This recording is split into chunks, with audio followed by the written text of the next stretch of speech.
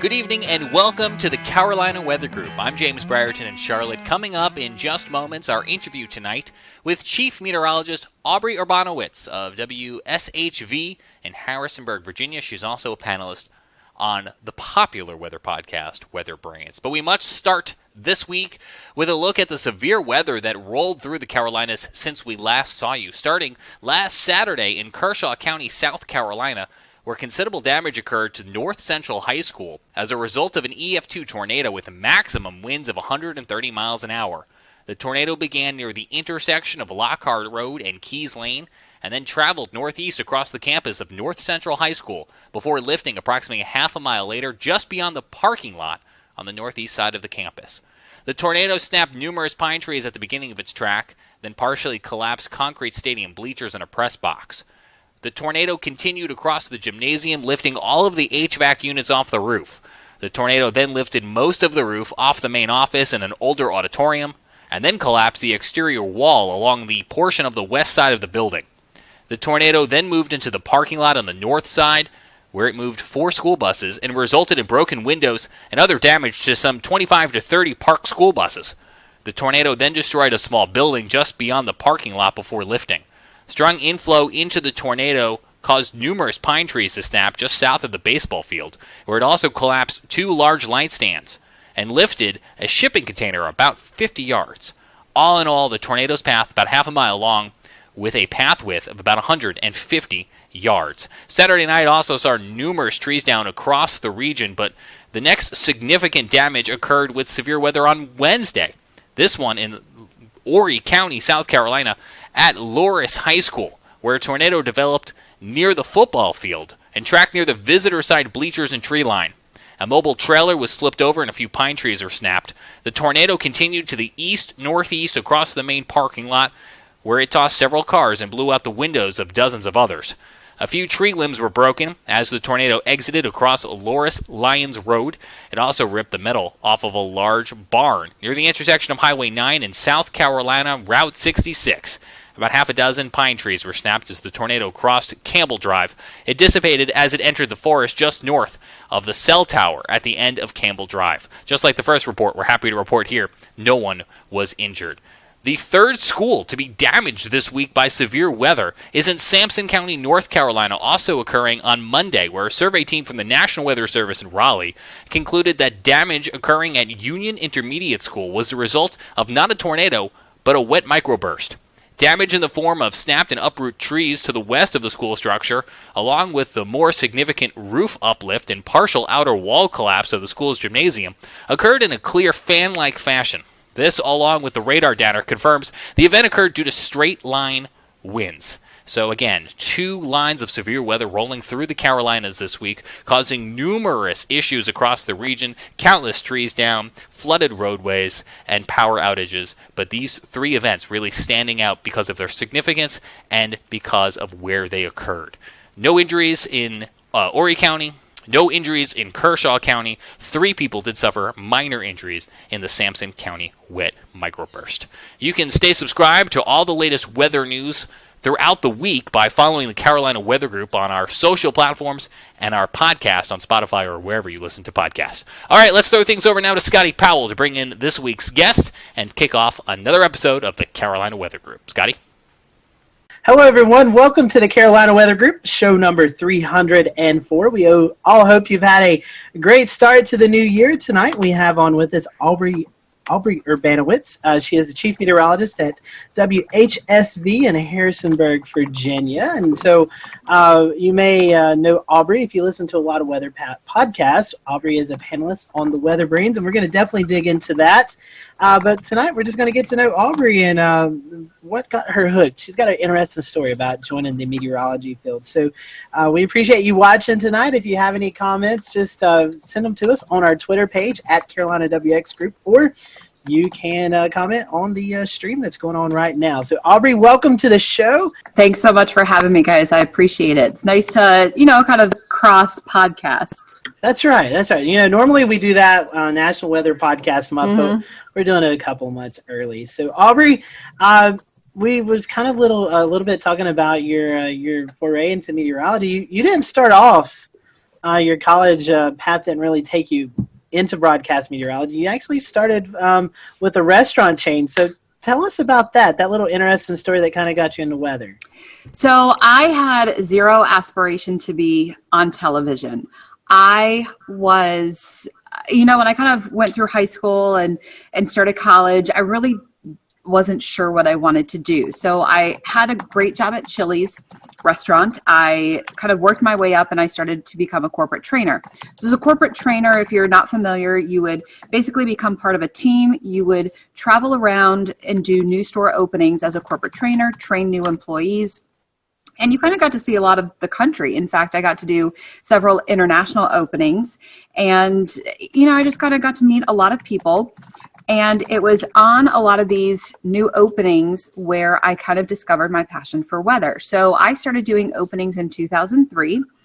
In 2004 and 2005, Chili's had this goal of opening 100 plus restaurants. And if you think back meteorologically, in 2004, 2005, what happened? Hurricane season. 2004, that's when Florida was almost wiped off the map by all 4 hurricanes. I was in 2 of those, 2 of the 4. Hurricane Katrina was kind of a turning point for me, really. I was sent back to Louisiana to help rebuild some stores after I had been there and evacuated. For Katrina, I was there during Rita, and I ended up being there for 3 months. I was in Louisiana so long, they ended up starting to take state taxes out of my checks.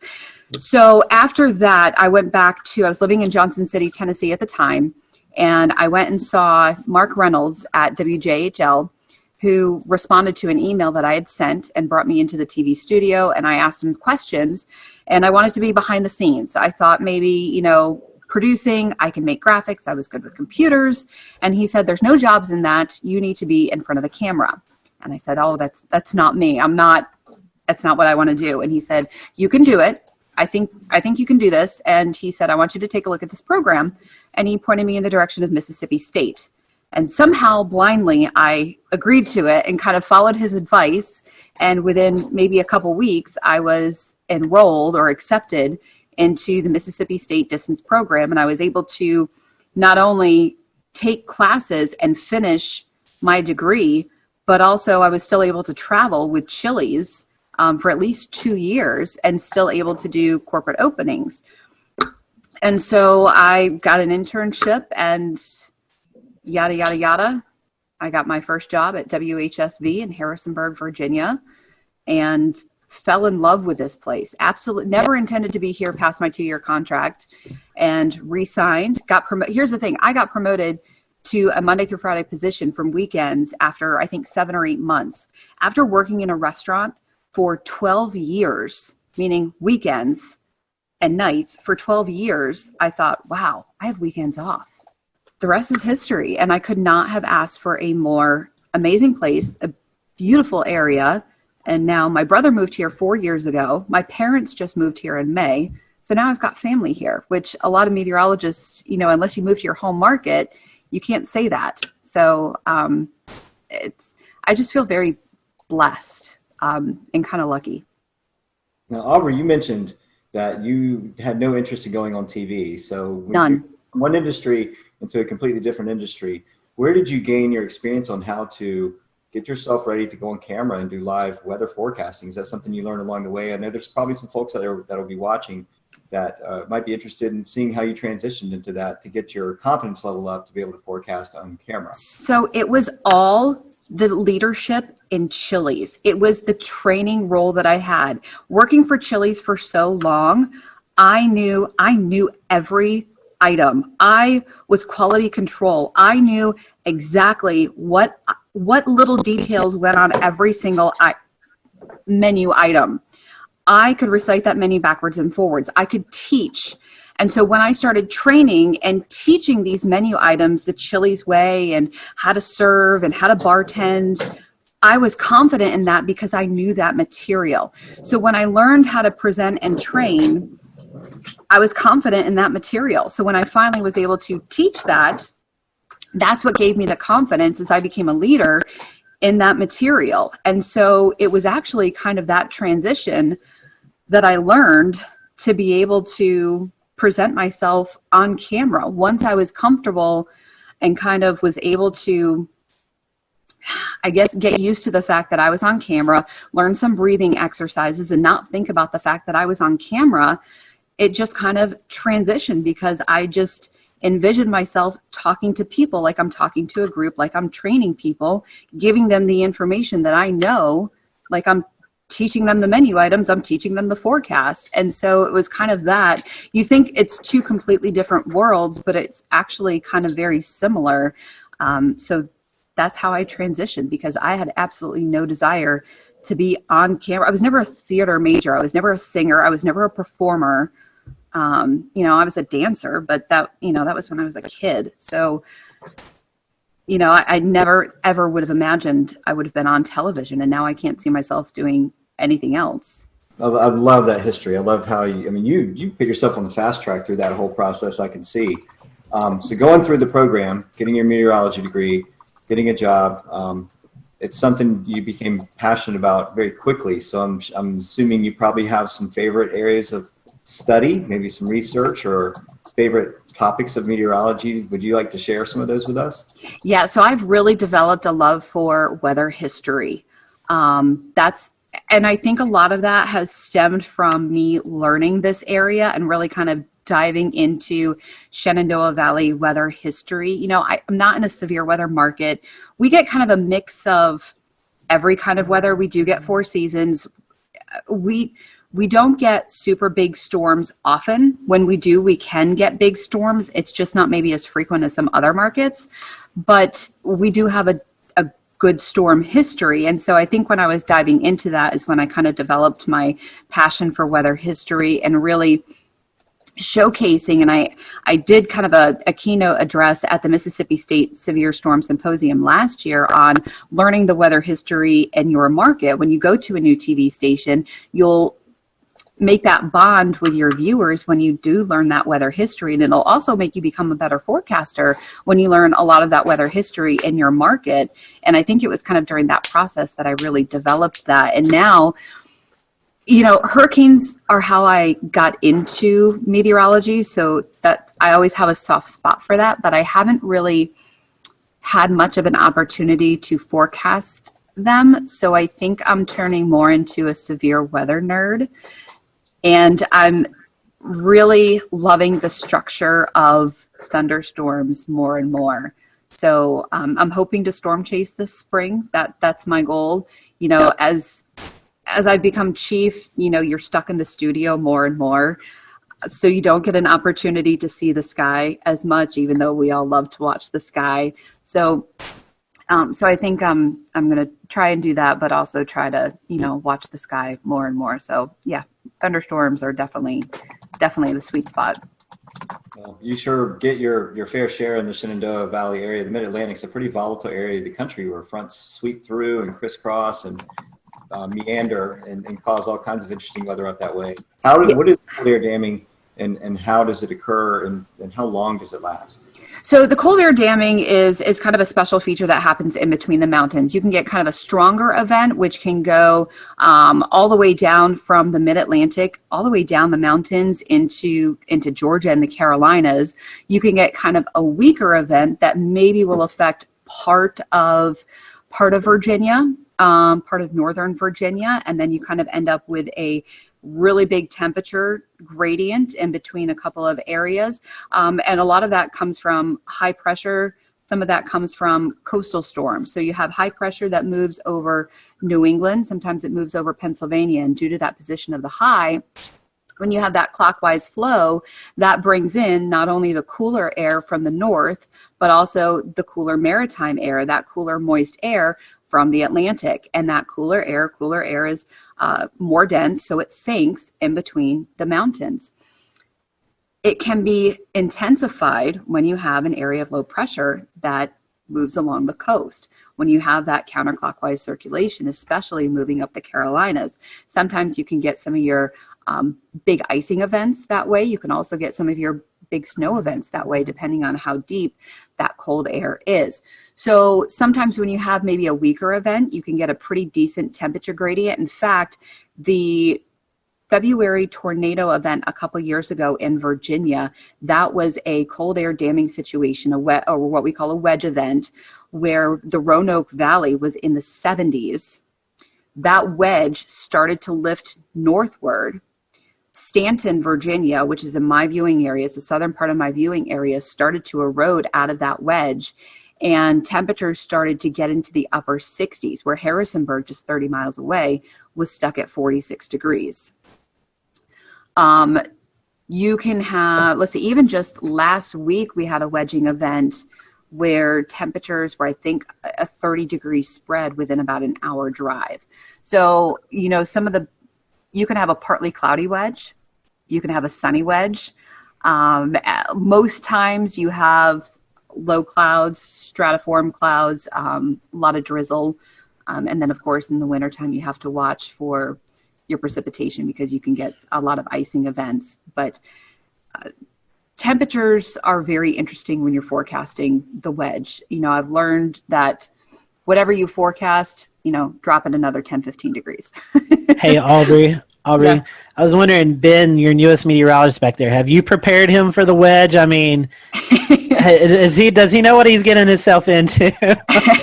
I have not prepared Ben for the wedge fully yet, although the good news is they're asking if I've prepared you for the wedge yet. The good news is Ben is from Richmond, and Ben also went to Virginia Tech. So Ben is also familiar with the wedge. So. He's good then. He's good. Yeah, so he definitely knows. But, you know, kind of the key to the wedge is to follow the dew point. You know, you'll do a lot better if you can follow the dew point at least. And whatever the models think and you doubt, just drop it another 5 degrees. That's always a safe bet. So, Aubrey, I want to reverse one of Shay's questions from earlier and ask, so the Shenandoah Valley has unique, you know, interesting weather, but also some difficult systems that are they're just hard to forecast. What are some of the hardest systems to forecast in the Shenandoah Valley? Well, even something like today, you know, we had a shortwave trough kind of rotating through behind yesterday's storm. And a lot of times when we have that happen, or we have a trough coming through after a cold front, we get this wonderful blast of upslope snow showers or the orographic lift across the Allegheny Mountains. So where I am in the Shenandoah Valley, we average about 20 to 25 inches of snow a year.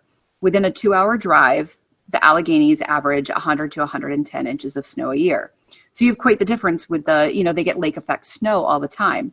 So when you have these shortwave troughs moving through, or you have the orographic lift, especially when you have strong wind and just enough of that maybe vorticity or upper level energy rotating through, you can get these snow squalls, these snow bands. So you have to watch out for those. And what happened this morning was I expected some of those snow bands. One, it was more intense. And two, they dropped a lot farther south, about 45 miles further south than I expected. So I'm always cautious of those. And so it's kind of just more about communication, because a lot of times the models don't fully pick up on those. You have to kind of watch for the hints.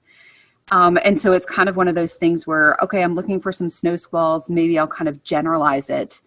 Instead of specifically saying, okay, I'm expecting some of these mainly in the Northern Valley, maybe I'll say, you know, this is what's possible tomorrow. This is what snow squalls are capable of. And, you know, if you get in a snow squall, it can drop a dusting to an inch in some areas. But if you don't get one, you're going to have sunshine. So I think the snow squalls are definitely a little bit challenging. The other thing is precipitation, because a lot of times surface fronts don't give us anything. You know, if there's not that upper level oomph, if we don't get, shortwave energy, if we don't get a jet streak, if we don't get any sort of vorticity or any sort of upper level support, the front just fizzles and we just don't get any precipitation. So because of downsloping can really kill a lot of our precipitation. So that's always challenging unless you have a derecho coming through like in 2012. So that's always a challenge, is precipitation.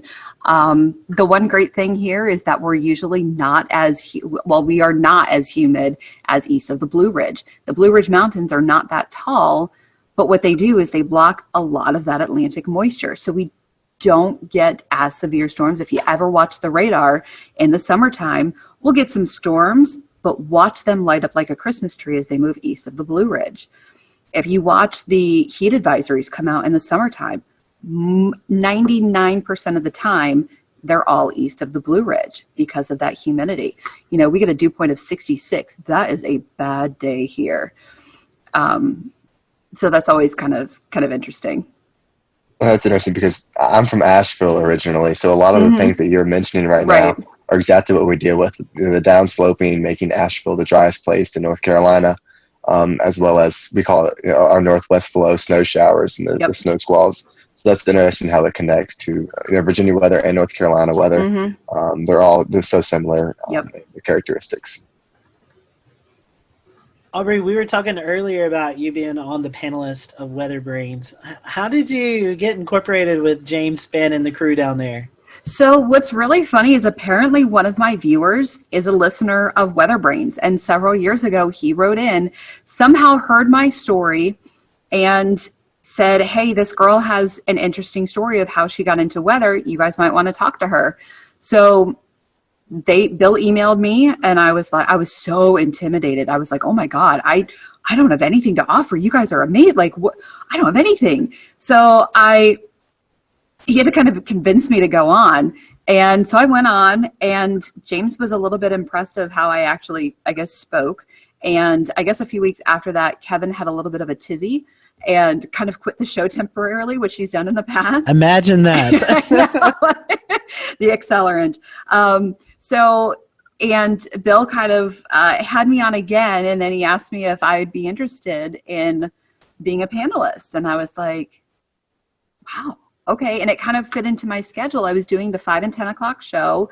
I was doing the 5. Was I doing the 5 and 10? I think I was doing the 5 and 10. It ended up working with my schedule.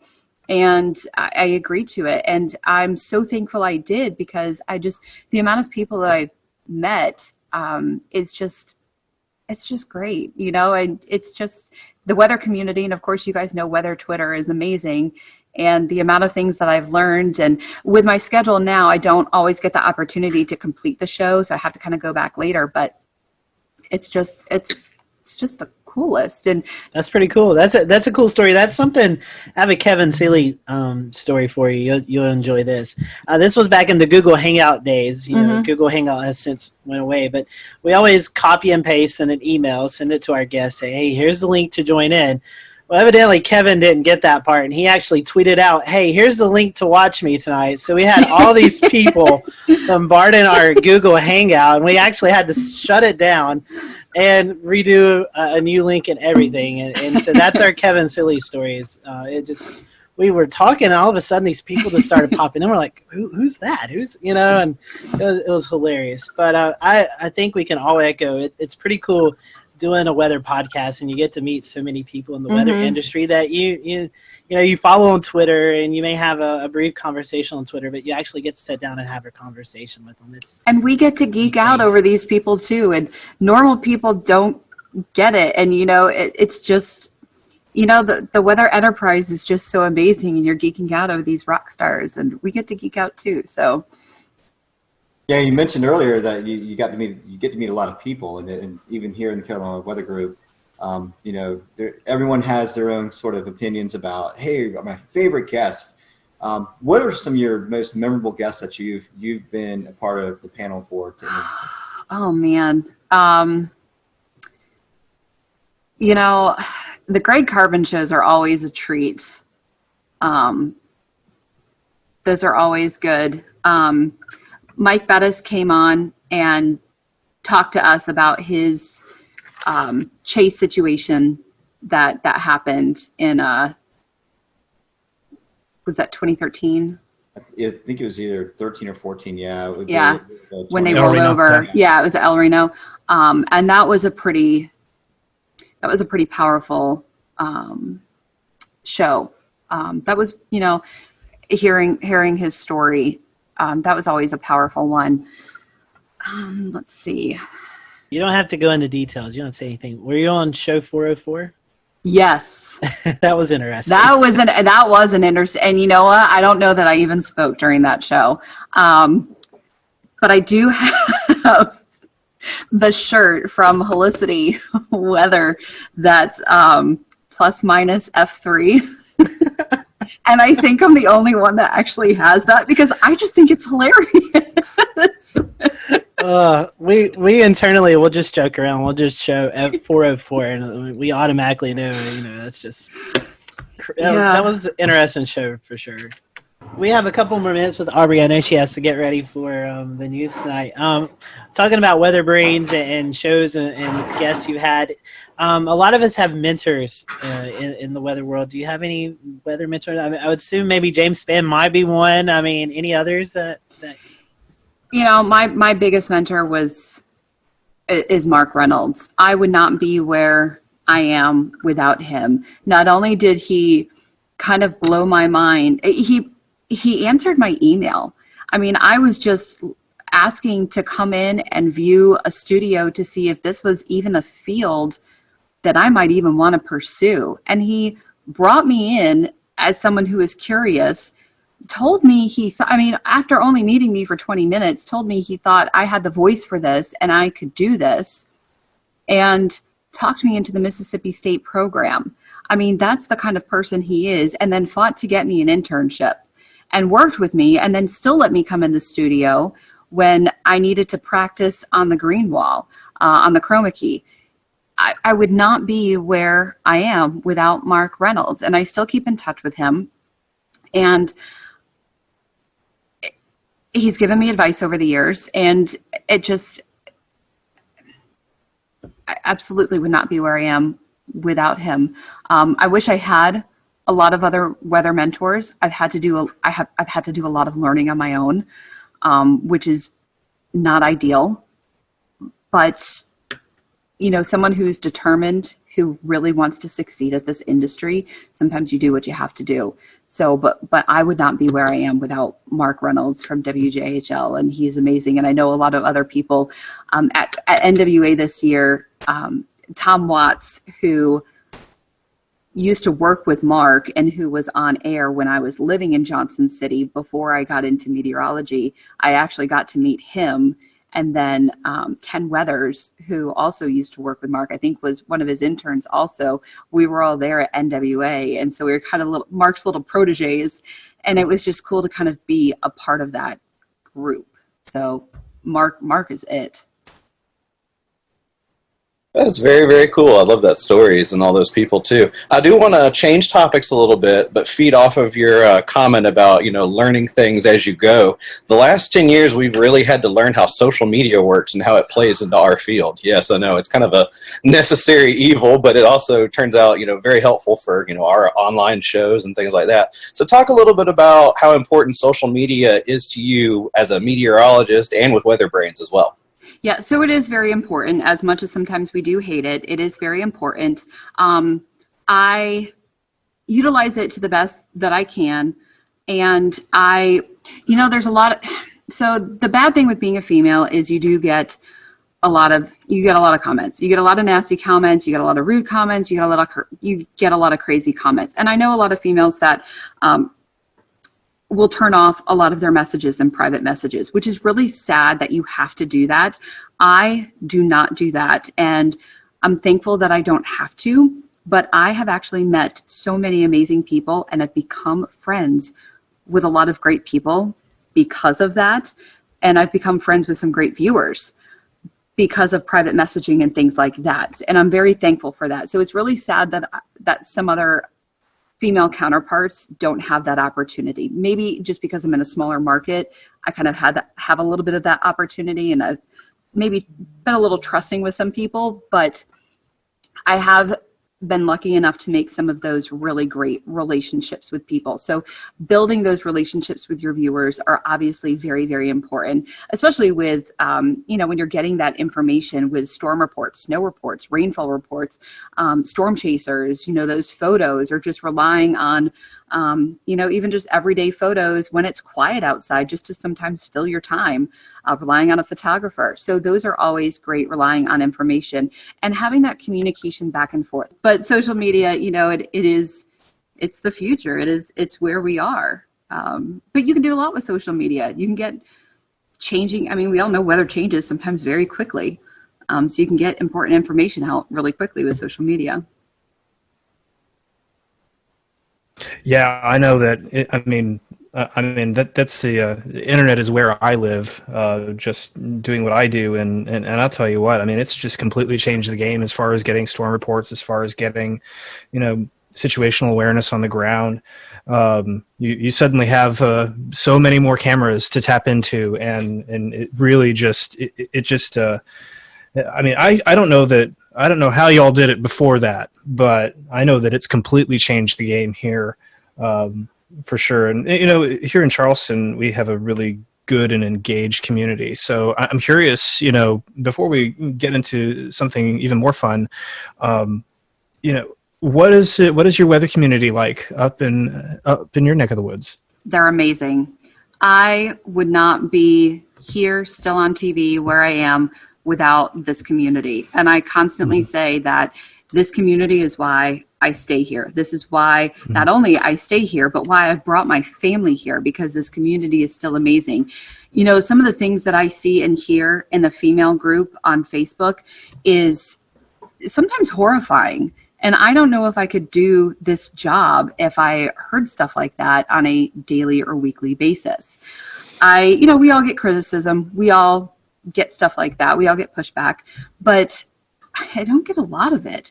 And I'm very grateful that the community responds well to me. So I'm very grateful for the community and how wonderful people are here. So they're amazing, and they've welcomed my family. I mean, Urbanowicz, you can't slide into a community in Virginia with a name like Urbanowicz and hide under the radar. I mean, they know exactly who my brother is. They know exactly who my parents are.